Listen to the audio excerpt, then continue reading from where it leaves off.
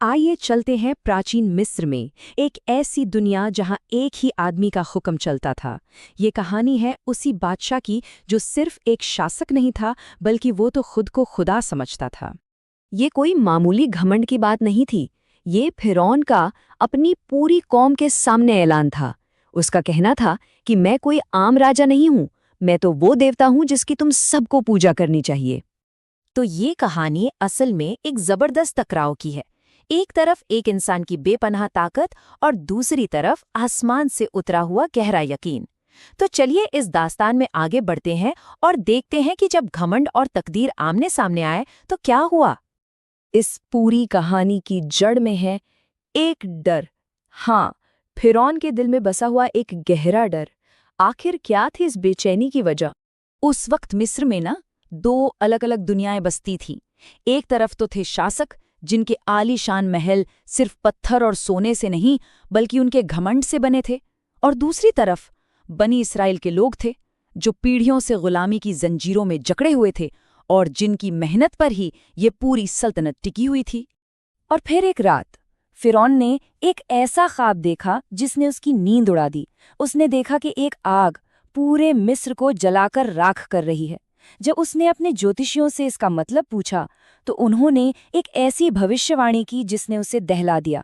उन्होंने कहा, बनी इस्राएल में एक बच्चा पैदा होगा जो तुम्हारी सल्तनत का खात्मा करेगा।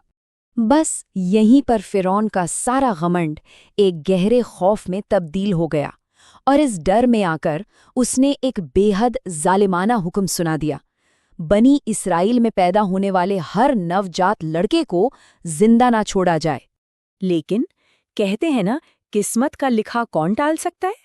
फिरौन के इस बेरहम हुक्म के बावजूद वही बच्चा जिसे वो मिटा देना चाहता था, एक करिश्मे की तरह बच जाता है। ये वाकई यकीन की ताकत की मिसाल है। ऊपर वाले के हुक्म पर मूसा की माँ अपने जिगर के टुकड़े को एक संदूक में रखती हैं और उसे नील नदी की लहरों के हवाले कर देती हैं। और सोचिए, वो संदूक बहते बहते कहाँ पहुँचता है? सीधा फिरौन के अपने महल के किनारे। और ये इस कहानी का एक बहुत बड़ा मोड़ था। जैसे ही वो संदूक खोला गया, फिरौन की पत्नी आसिया की नज़र उस बच्चे पर पड़ी। उनके दिल में उस बच्चे के लिए ऐसी ममता जागी कि उन्होंने उसे बचाने की ठान ली। और यही कुदरत का खेल देखिए। वो फिरौन जिसने बनी इसराइल के हर लड़के को मारने का हुक्म दिया था, अब अनजाने में अपनी ही छत के नीचे उसी बच्चे की परवरिश कर रहा था, जो आगे चलकर उसकी तबाही की वजह बनने वाला था। तो अब कहानी आगे बढ़ती है। मूसा बड़े हो रहे हैं, और अब हम देखेंगे कि कैसे उनकी जिंदगी एक नया मोड़ लेती है और कैसे वो महल के शहजादे से खुदा के पैगंबर बन जाते हैं। मूसा की जिंदगी का सफर भी कमाल का रहा। पहले वो एक शहजादे थे, फिर गलती से हुई एक हत्या के बाद उन्हें मिस्र से भागना पड़ा, एक भगोड़े बन गए। फिर कई साल उन्होंने मदियन में एक चरवाहे की सीधी सादी जिंदगी गुजारी, पर हर एक पड़ाव उन्हें उनके असल मकसद के लिए तैयार कर रहा था। और फिर वो पल आया। मदियान के पहाड़ों में एक जलती हुई झाड़ी के पास उन्हें आसमानी आवाज सुनाई दी। हुक्म साफ था, मिस्र वापस जाओ और जाकर सामना करो अपने ही पालक पिता फिरौन का। तो अब कहानी अपने सबसे अहम हिस्से पर आ पहुंची है, वो बड़ा टकराव जब मूसा और फिरौन आमने सामने खड़े थे। ये सिर्फ दो इंसानों की नहीं, बल्कि दो ताकतों की जबरदस्त जंग थी।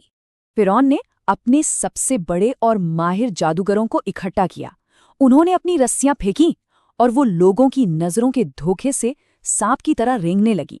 लेकिन फिर मूसा ने अपनी लाठी जमीन पर डाली और वो एक असली विशाल अजगर बन गई और एक एक करके उन सारे नकली सांपों को निगल गई।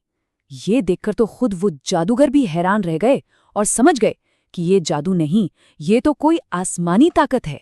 लेकिन इतना सब देखने के बाद भी फिरौन ने बनी इसराइल को आजाद करने से साफ इनकार कर दिया, और इसके बाद मिस्र पर एक के बाद एक मुसीबतें टूटने लगीं।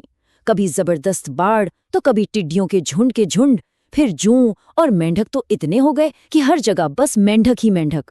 और आखिर में मिस्र की जीवन रेखा, नील नदी का पानी खून में बदल गया।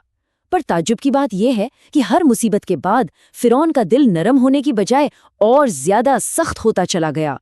और अब हम पहुंचते हैं इस दास्तान के उस हिस्से पर जो वाकई रोंगटे खड़े कर देता है, मिस्र से वो महान पलायन। जरा उस मंजर की कल्पना कीजिए। बनी इस्राएल के लोग समंदर के किनारे पहुंच चुके हैं। पीछे मुड़कर देखते हैं तो फिरौन की पूरी फौज धूल उड़ाती चली आ रही है और सामने है एक अथाह समुंदर, यानी आगे कुआं पीछे खाई। बचने का कोई रास्ता नजर नहीं आ रहा था। लोगों पर मायूसी छाने लगी थी।